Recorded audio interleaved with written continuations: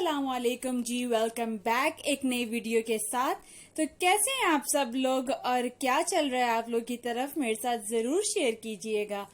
आज हम बना रहे हैं बर्गर्स। जैसे कि आप सबको पता है फ्राइंग चीजें बहुत बनती हैं हमारी साइड पे। सबका बहुत दिल कर रहा था कि हल्का फुल्का कुछ खा लिया जाए, मतलब सालन रोटी नहीं। इसने मेरे भाई का ऑर्डर आया कि जी मुझे एक फ्रेंड के पास जाना है तो मेरे लिए भी 3 बर्गर्स बना लिए जाए, ग्रिल भी कर लिए जाए, ये भी कर लिया जाए, वो भी कर लिया जाए, केचप ना डाला जाए। अच्छा, बर्गर्स में एक ये चीज बहुत देखनी पड़ती है कि किसी को सैलेड खाना होता है, किसी को नहीं खाना होता। तो किसी को केचप खाना है, किसी को सोया सॉस मतलब हॉट सॉस खाना है। तो ये चीजें थोड़ी ट्रिकी हो जाती हैं, लेकिन बाकी मुझे लगता है बर्गर्स बहुत इजी मील है। आप जब भी आपका दिल करे तो आप लोग उसको उस वक्त खा सकते हो। अब बर्गर्स जो थे ना वो घर में थे नहीं, बन तो ऑलरेडी था और ब्रेड भी थी।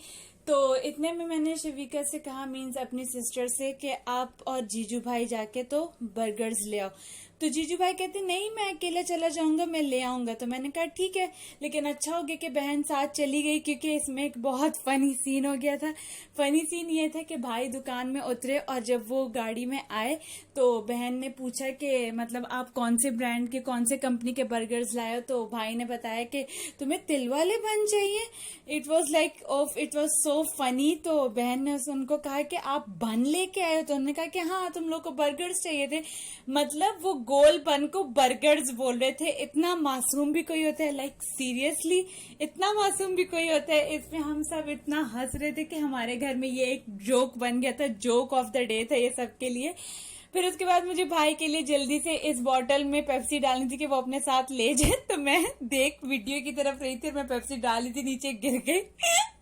तो मुझे उससे डांट भी पड़ गई, क्योंकि उससे पहले वो मेरी एक्टिंग कर रहा था कि मैं व्लॉग्स में ऐसे बातें करती हूँ वैसे बातें करती हूँ। तो उससे मुझे डांट भी पड़ गई और ये मैंने उसके लिए पेप्सी डाल दी। ये बॉटल मैंने शाहीन से सिर्फ 2 रियाल की ली थी और ये बहुत अच्छी शीशे की बॉटल है। फिर उसके बाद हम लोगों ने सैंडविचेस ग्रिल भी कर दिए थे। अच्छा, ग्रिल करने के बाद बर्गर का ये होता है कि मुझे लगता है वो और भी लाइट हो जाता है।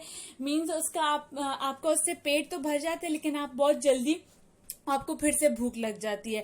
और लड़कों के लिए तो मुझे लगता है एक बन कम हो जाता है। अब मेरा देसी और इंटरनेशनल दोनों ही बर्गर है, क्योंकि मैंने उसमें इमली की चटनी भी डाल दी है, मायो सॉस भी डाल दी है, मतलब जो जो भी सॉसेस अवेलेबल थे मैंने तो सब कुछ उसमें ढेल दिया। तो मैं बहन के साथ हंसी थी कि मेरा तो देसी वर्सेस इंटरनेशनल सैंडविच है। बस ये सारे हमारे बर्गर्स रेडी हो गए थे। फिर उसके बाद हमें ग्रीन चिल्ली उसमें ऐड करनी थी, तो हमने पहले ग्रिल कर लिया था। तो ये हम लोग जुगाड़ कर रहे थे, जबरदस्ती हम इस ग्रीन चिल्ली को इसमें ढेल रहे थे ताकि ये हमारा बर्गर स्पाइसी हो जाए। तो इस पे भी हम लोग बहुत मतलब हमारा बहुत फनी सीन हो रहा था।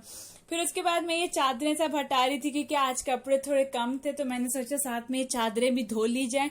तो फिर मैंने मशीन लगा ली थी थोड़ी देर के लिए, क्योंकि ऐसा कोई दिन नहीं गुजरता जिस दिन मुझे मशीन ना लगानी पड़े। अगर एक दिन मैं मशीन ना लगाऊं तो कपड़े ऐसे जमा हो रहे होते हैं जैसे पता नहीं कितने बरसों से मशीन नहीं लगी हुई। अब मैनुअल के साथ साथ ऑटोमेटिक आ भी गई है, फिर भी ये हाल होता है कि मैनुअल में भी कुछ धोना पड़ जाता है और ऑटोमेटिक भी लगी होती है। क्यों? क्योंकि अब जैसे अगर फैंसी कपड़े हो गए जिसमें बीड्स वगैरह या ऐसे कोई पोछा वगैरह हो गया, क्योंकि आप लोग को वो भी तो वॉश करना होता है बाद में ताकि उससे स्मेल्स वगैरह ना आए, तो वो आप लोग को मैनुअल में धोना पड़ जाता है। फिर उसके बाद मैंने कपड़े धो के निकाल लिए। अब मैंने सोचा मैं बिछा दूं और मैंने साथ में अपने लिए कैमरा सेट कर दिया था।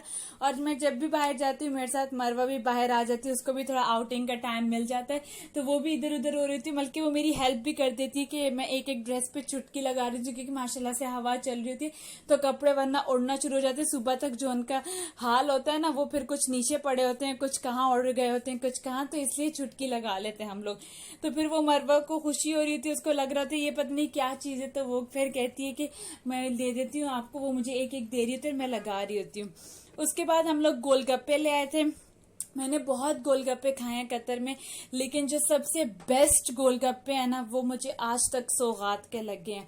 मैं आप लोग को जरूर रेकमेंड करूंगी। मैंने 3-4 जगह से कतर में खाए हैं, लेकिन सौगात के गोलगप्पों की अलग ही बात है। वो लोग आपको छोले भी प्रोवाइड करते हैं, दही भी देते हैं, इमली की चटनी भी, और उनका पानी भी ठीका सा होता है, और साथ में चाट मसाला भी। तो अगर किसी को मीठे खाने हैं तो वो मीठे बना के खा ले, किसी को तीखे खाने हैं तो वो चाट मसाला ऐड करके खा ले।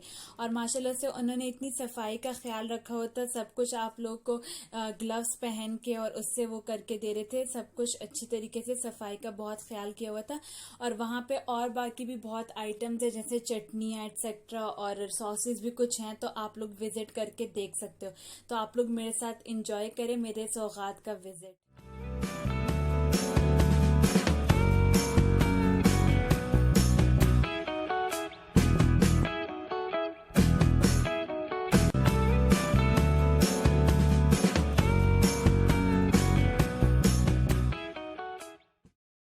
कुछ यहाँ पे आपको केक्स का सेक्शन भी मिल जाएगा, जिसमें आप लोग केक्स पेस्ट्रीज की वैरायटी भी है, तो आप लोग चेक कर सकते हो।